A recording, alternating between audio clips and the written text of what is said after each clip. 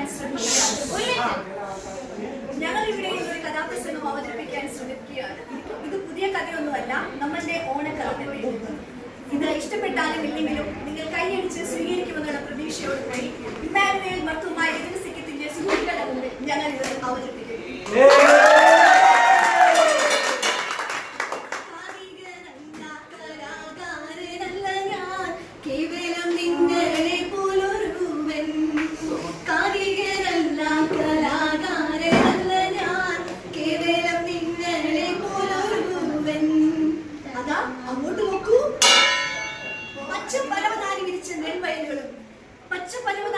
നെൽവലികളും കളകളം പാടുന്ന കാട്ടരുവികളും മലയാളി കാടുകളുമുള്ള ആ സുന്ദരമായ നാടാണ് നമ്മുടെ കേരളം. കേരളം എന്നൊരു നാടുണ്ട്, കൊച്ചു കേരളം എന്നൊരു നാടുണ്ട്. പണ്ട് ഈ സുന്ദരസുലഭമായ നാട് ഭരിച്ചിരുന്നത് ഒരു ചക്രവർത്തിയായിരുന്നു. ആ ചക്രവർത്തിയുടെ പേരാണ് മഹാബലി തമ്പുരാൻ. മഹാബലിയുടെ ഭരണകാലം നാടിന്റെ സുവർണ കാലമായിരുന്നു. മാവേലി നാടുവാഴിടും കാലം, മനുഷ്യരെല്ലാരും ഒന്നുപോലെ ആമോദത്തോടെ വസിക്കും കാലം.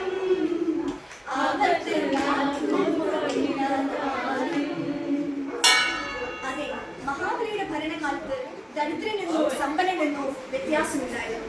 ആപത്തോ അപകടങ്ങളോ ഇല്ലാതിരുന്ന കാലം. കള്ളവുമില്ല, ചതിയുമില്ല,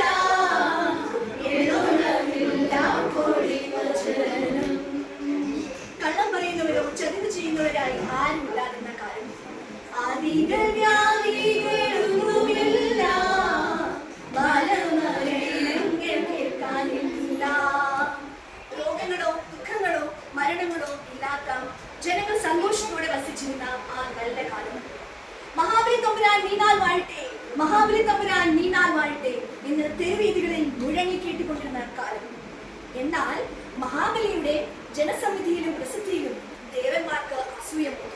തങ്ങളുടെ സ്ഥാനം നഷ്ടപ്പെടുമോ എന്ന് ഭയന്ന അവർ ഇന്ദ്രദേവന്റെ നേതൃത്വത്തിൽ മഹാവിഷ്ണുവിന്റെ സമക്ഷം പരാതി പറഞ്ഞു. ഞങ്ങളെ രക്ഷിച്ചാലും ഭഗവാനെ, ജനങ്ങൾക്ക് ഇപ്പോൾ ഞങ്ങളെക്കാളും ഇഷ്ടം മഹാബലിയോടാണ്. പോരാനിട്ട് ഇപ്പോൾ വിശ്വജിത്ത് എന്നൊരു മഹായാഗം കൂടി നടത്തുവാൻ പോകുന്നു. അതുകൂടി കഴിയുമ്പോൾ വളരെ ശക്തി പ്രാപിച്ച് മഹാബലി ഞങ്ങളെ ആക്രമിക്കുവാനായി വരുമെന്ന് അവർ പറയുന്നു. ശാന്തരാകൂ ദേവാ ദേവാ, ഒന്ന് ശാന്തരാകൂ ഇന്ദ്രദേവാ. അങ്ങനെ ദേവന്മാരെ സഹായിക്കാൻ എന്നേറ്റ മഹാവിഷ്ണു വാമനൻ എന്ന ബ്രാഹ്മണ ബാലനായി വേഷം മാറി മഹാബലിയുടെ തലസ്ഥാന നഗരമായ തൃക്കാക്കരയിൽ ബ്രാഹ്മണ ബാലനെ രാജാവ് സ്വാഗതം ചെയ്തു. അകത്തേക്ക് വന്നാലും താങ്കൾക്ക് എന്താണ് വേണ്ടത്? ഭക്ഷണമാണെങ്കിൽ ഭോജനശാലയിലേക്ക് പോകാം. പണമാണ് വേണമെങ്കിൽ എത്ര വേണമെങ്കിലും തരാം.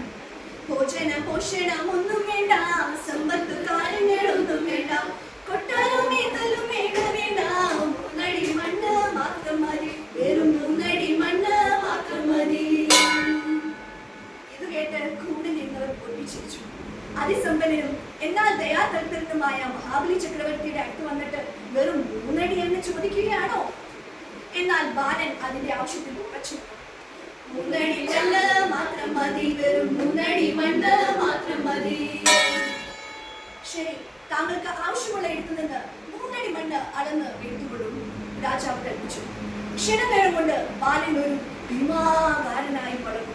ഒരടി കൊണ്ട് ഭൂമിയും 2ാമത്തെ അടി കൊണ്ട് സ്വർഗവും നരകവും അടഞ്ഞ ശേഷം രാജാവിനോട് ചോദിച്ചു, 3ാമത്തെ അടി എവിടെ വെക്കും പ്രഭു?